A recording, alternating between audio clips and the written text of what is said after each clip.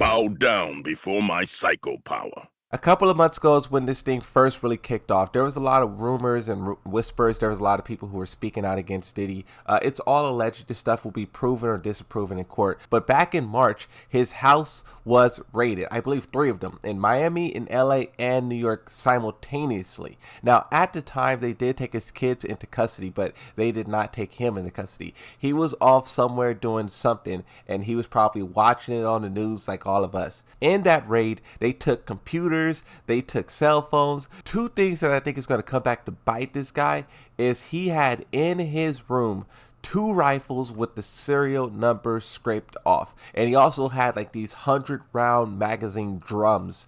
Those 2 things, you cannot do that. There was also a lot of other firearms all throughout the house. But, you know, when you're a millionaire, billionaire, you have multiple people over, you could probably like try to say, hey, I didn't know that was there. I didn't know that was there. But the 2 rifles in your bedroom, no escaping that. Something else that they found at his house, and this was memed all across Twitter, is they found 1,000 bottles of baby oil and lube. Nah, this guy is a menace. And then we also found out that they found 784 sex toys. What? The FBI took all of this stuff from his house, and we kind of just meme on it, poke fun, laugh at this, right? But when it gets terrifying is when you look at the things that he's being accused of. The things that people are saying that he did and forced other people to do. He is currently being arrested right now, and he is being held in a very, very tough facility. I believe it was one of the harshest jails in New York City. It's like your typical jail experience. The food sucks, the people sucks, and for him, someone who has this high profile name with all of these high profile heinous charges against him, a lot of people see him as like a token. I seen that on the news. It said that if you could do something to Diddy, you could get stripes for that. People in jail would be like, oh yeah, that's the one who, blah, blah, blah, Diddy, right? So this guy is in a very tough situation, but he only put himself there with years and decades worth of suffering caused to others. 3 of the things that he is being accused of doing, this comes from his federal indictment.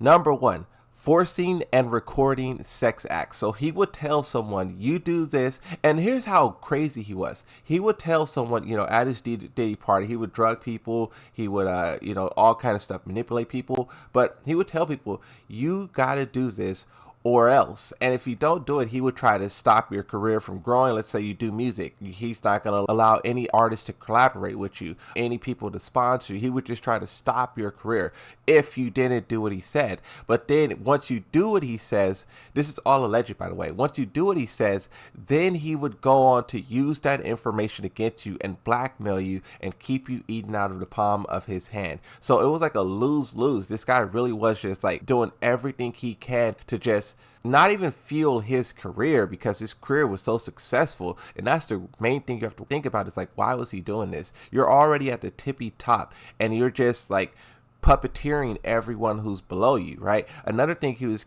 accused of is 2, using his powers to abuse and fulfill his sexual desires. 3, and this is a big one, sex trafficking and prostitution transportation. So there's a few things that he's hit with, like racketeering and stuff like that. And a lot of these terms that they're throwing at him, it means that it's not a one-man operation. It means that he had help. You need help to set up a massive party. You spike everyone's drinks, knock everyone out, as in, phase 2 begins. So that's what a lot of people are also looking at too, is like, this guy was, the head guy, one of the head guys doing all of this stuff allegedly, but a lot of people want to see who else was helping him. What was there other high profile rappers? You had that music executive. There was a high profile music executive who the same day Diddy got arrested, that person did a early retirement for no reason. I'm just going to early retire. Bro, that is the most suspicious thing ever, and I'm pretty sure if that guy wasn't on the radar, he is definitely on the radar now. And it's just things like that that people are looking for. Who was helping him and allowing him and enabling him to do this stuff, fueling money either with support, with donos. And this is being said that it could take down the entire music industry because, he's Diddy, right? He has a lot of connections, and a lot of people.